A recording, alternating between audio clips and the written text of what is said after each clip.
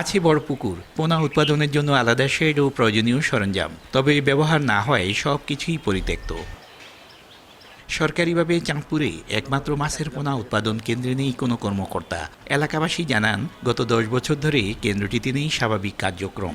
সবশেষ গত 5 আগস্টের পর থেকে কর্মকর্তা শূন্য।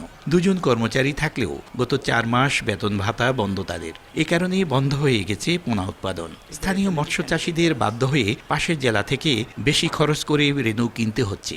নষ্ট হচ্ছে পোনা উৎপাদন কেন্দ্রের যন্ত্রাংশ ও অবকাঠামো। সরকারিভাবে কোনো ঋণের আমরা সহযোগিতা পাই না।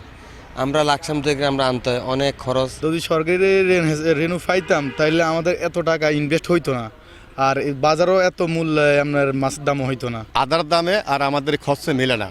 যে আমরা 130 টাকা যদি আমি ফাইকারি দিয়ে থাকে, তারপরে আমাদের মিলে না। এখন তো স্যার পাই না, 3 মাস ধরে 4 মাস পড়ছে। স্যারের পাওয়ারফুল দিয়ে দিত, তাইলে স্যার বেতন করে দিল।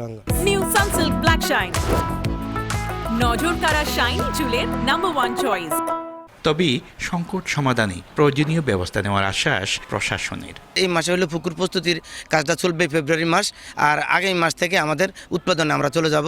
আলহামদুলিল্লাহ জুন জুলাই মাসের 15 তারিখ পর্যন্ত আমাদের এই রেন উৎপাদন কার্যক্রমটা চলমান থাকবে। এই হ্যাচারিটা যদি আমরা যথাযথভাবে ব্যবহার করতে পারি, তাহলে আমরা বিশ্বাস করি এই অঞ্চলের অনেক বেকাররাই মৎস্যচাষী উদ্যোগী হবে। আশা করি যে এই হ্যাচারিটাকে কিভাবে আরও প্রোডাক্টিভ করা যায়, সেই জন্য আমরা একটা উদ্যোগ গ্রহণ করব।